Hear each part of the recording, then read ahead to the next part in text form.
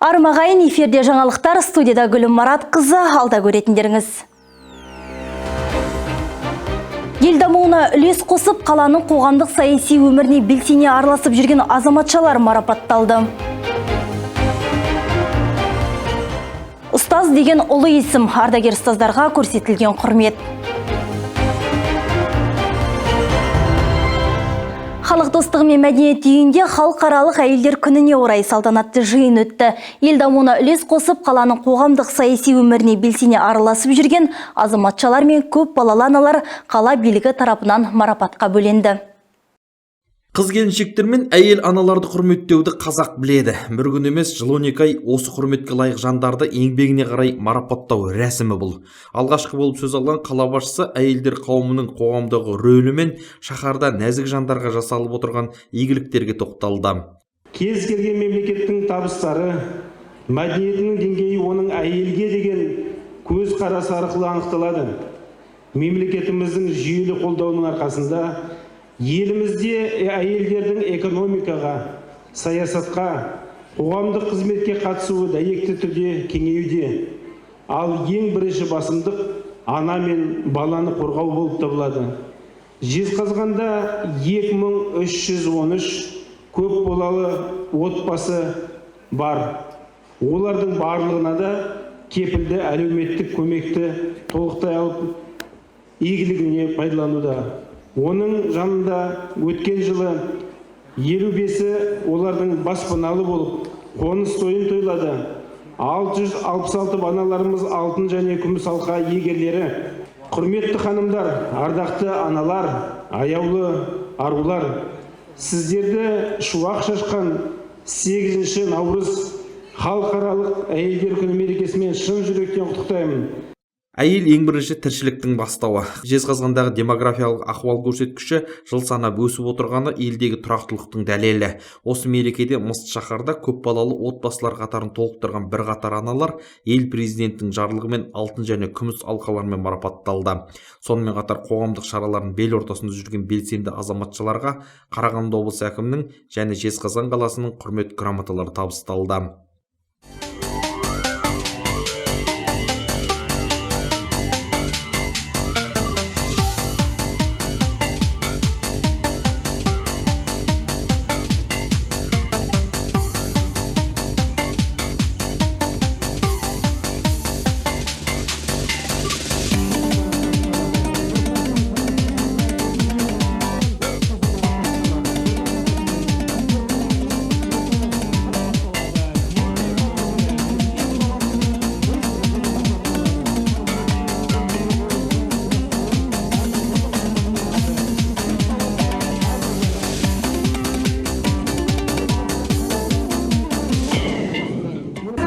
Жезқазған қаласының тұрғындарына, аналарына, күміс алқа, алтын алқа иегерлеріне, барша қыз-келіншектер қауымына тілейтінім зор денсаулық. Аспандары ашық, ойлаған арман мақсаттарына жете берсін. Бала шағаларының ортасында осындай күліп ойнап, осындай мереке аман-есен жете берсін. Ана өмірдің гүлі, көңілдің жыры, әр отбасының алтын діңгегі, тынымсыз тіршілік әйелдермен ажарлы. Сондықтан оларға деген құрмет ешқашан сөнбек емес. Бұл мереке біздің нәзік жандарға деген зор сүйіспеншілігіміз бен сыйластығымызды, құрметімізді бейнелейді. Отбасындағы балаларды тәрбиелеу, үйде жайлы жағдай жасау және үй ішінің амандығын сақтау әйелдерге жүктелген. Әрқайсымыз үшін өте қажетті де құнды нәрселердің барлығы ошақтағы жылы сәуле, адалдық тек сіздермен байланысқан. Отбасылық құндылықтарды нығайтуға қосқан зор үлестеріңіз үшін Жезқазған қаласының барлық саласындағы әлеуметтік, экономикалық өзгеруіне белсене атсалысқандарыңыз үшін сіздерге алғыс білдіремін. Мәслихат хатшысы бірқатар қыз-келіншектерге, көп балалы аналарға қазақстандық қоғам құру жолындағы еселі еңбегі үшін Жезқазған қаласының құрмет грамотасын тапсырды.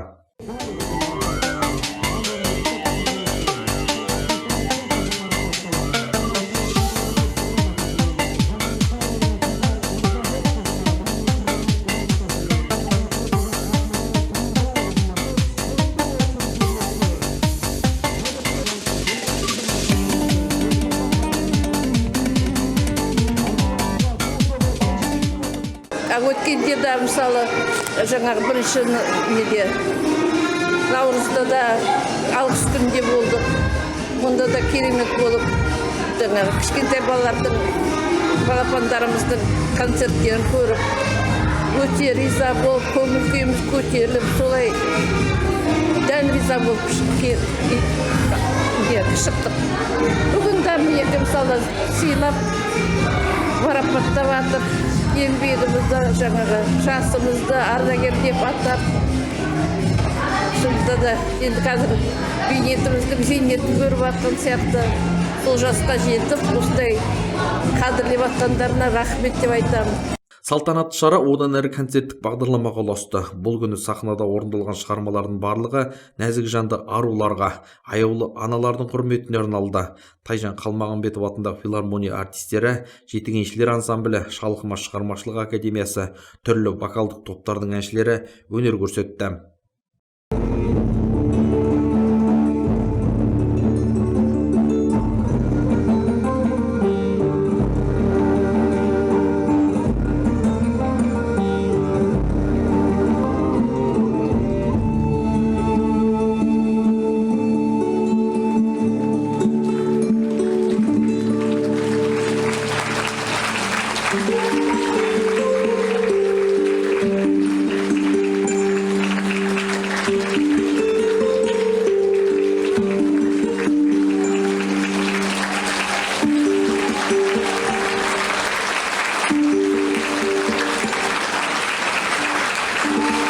Салтанатты шара филармония әншілерінің орындауындағы гүл сыйлайық әнімен түйінделді. Мерекеге орай төр көзған аналардың құшағы гүлге толды.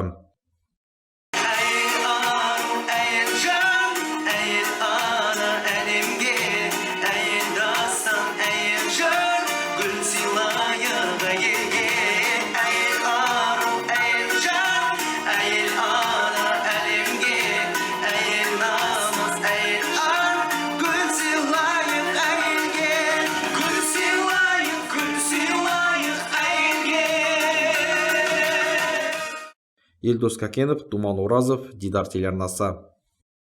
Жезқазған қалалық білім бөлімі мен білім қызметкерлерінің кәсіподағы ұйымы 8 наурыз халықаралық әйелдер күні қарсаңында ардагер ұстаздарды арнайы құттықтап құрмет көрсетті.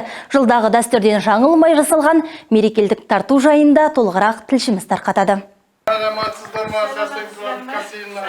Қалыңыз жақсы ма? Мерекеңізбен. Мынау сізге атымыздан облыстық білім департаментінің Қожахметованың атынан сіздерге мерекеңізбен құттықтаймыз. Бірінші байлық денсаулығыңыз мықты болсын, отбасыңыз аман болсын. Сәрсенкүл Берлібекова Қазақ мемлекеттік қыздар педагогикалық институтының түлегі, қолына дипломды ала сала бірден туған жерге тартқан Ұлытаудың қызы, тұтас ғұмырын ұрпақ тәрбиесіне арнаған ұлағатты ұстаз.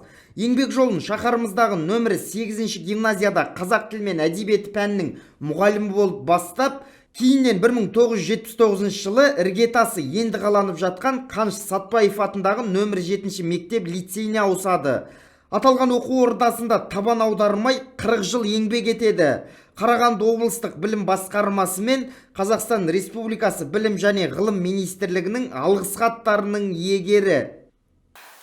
Жыл сайынғы осы мереке жыл сайын тойланып, әрбір отбасында біз сияқты аналар, қыз келіншектер үлкен бір қуанышқа бөленіп, ерекше көтеріңкі көңіл күйде тойлап жатады. Енді өзім істеп кеткен мектепті мен ешқашан ұмытпаймын. Міне биыл 5-ші жыл еңбек демалысында демалып жатырмын.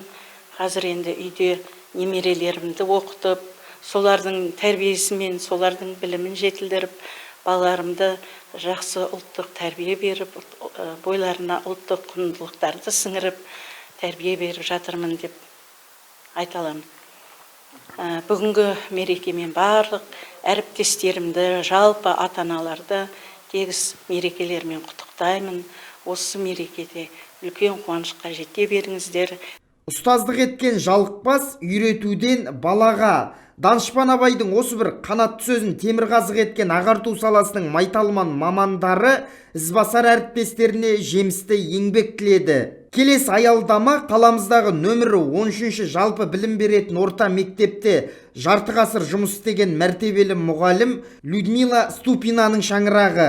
Еңбек өтілі 50 жылға толатын ардагер ұстаз осынау жылдар аралығында нөмірі 13-ші мектептің тәрбиесі жөніндегі орынбасары директор қызметтерін абыроймен атқарған.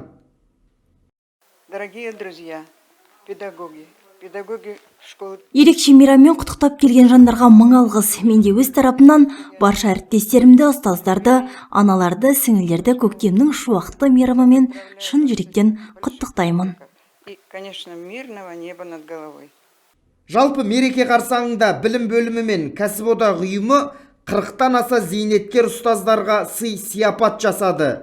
Өзінің уақытын аямай, өзгенің уақытын аялай білетін, ғалымда, шахтерда басиетін қасиетті мамандық иелері қандай да болсын құрметке лайық. Бір әріп үйреткенге 40 жыл сәлем бер. Мұқағали Сейітқазы, Аслан Амиров, Дидар телеарнасы. Шуақ шашқан мереке осындай атаумен аудан әкімдігінде ұлытаулық аналарға арналған мерекелік дөңгелек үстел ұйымдастырылды. Ұлытау ауданының әкімі Советбек Медебаевтың аналарды қабылдау ретінде ұйымдастырылған іс-шараға аудан көлеміндегі 13 ауылдық округ пен 3 кенттің аналары қатысты. Олардың арасында алтын алқа иегерлері мен кәсіпкерлер, ұстаздар мен басқа да салада еңбек ететін азаматшалар және ардагер аналар бар.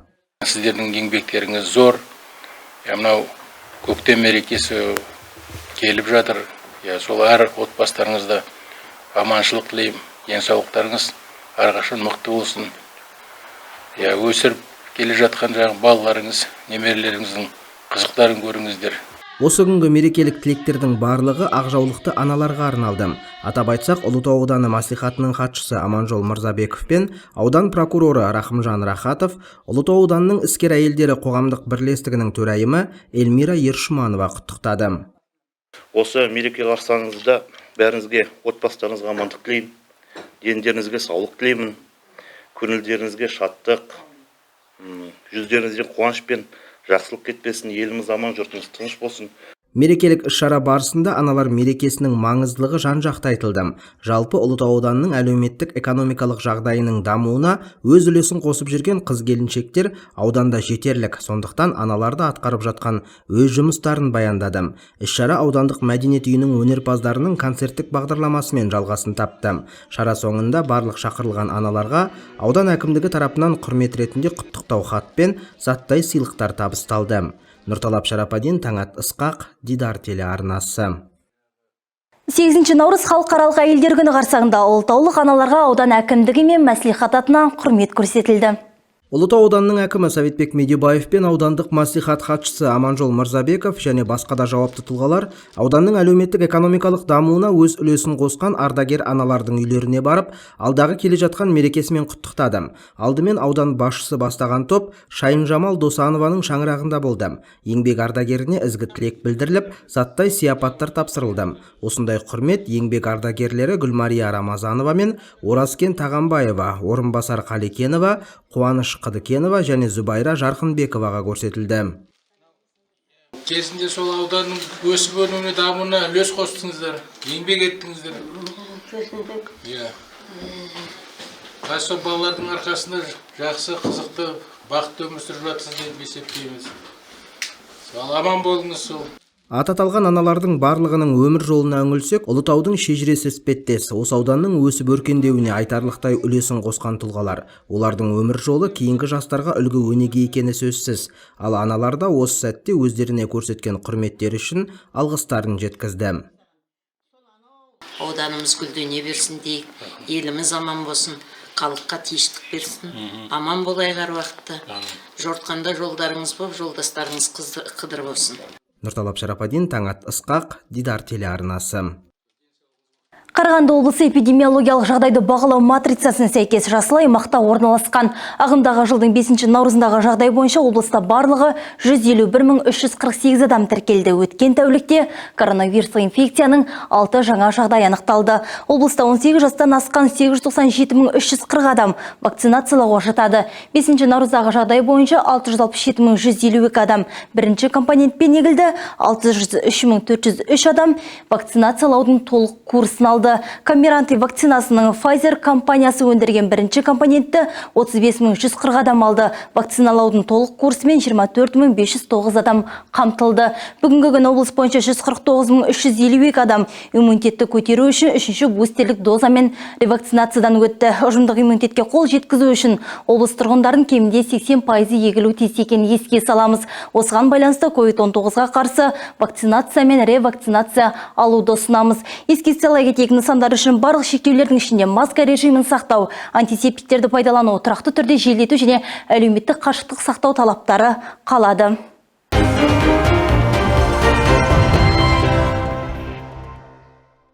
Сіздерді ару көктемнің айшықты мерекесі 8 наурыз халықаралық әйелдер күнімен шын жүректен құттықтаймыз. Әйел ана, әйел өмір бастауы, әйел бірлік пен тірліктің, ізгілік пен мейірімділіктің ұйытқысы, отбасының шуағы. Көктемнің алғашқы лебімен бірге келетін мереке құтты болсын. Қазақстан Республикасы үкіметінің қаулысымен 5 наурыздағы демалыс күні 7 наурыз, яғни дүйсенбіге ауыстырылды. Тиісінше қазақстандықтар 5 наурыз күні жұмыс деп, халықаралық әйелдер күніне 6, 7, 8 наурыз күндері 3 күн қатарынан демалады. Мереке күндеріне байланысты келесі жаңалықтар топтамасы 9 наурыз, яғни сәрсенбі күні шығады. Бүгінге келіп түскен ақпараттар легі осындай. Келесі жүздескенше аман сау болыңыздар, мереке құтты болсын. 6 наурыз жексенбі күніне арналған ауа райы болжамымен таныс болыңыздар. Жезқазғанда күндіз +3, түнде 0 градус. Қарағандыда күндіз 3 градус жылы, түнде 0 градус. Елордасы Нұр-Сұлтанда күндіз +2, түнде 0 градус.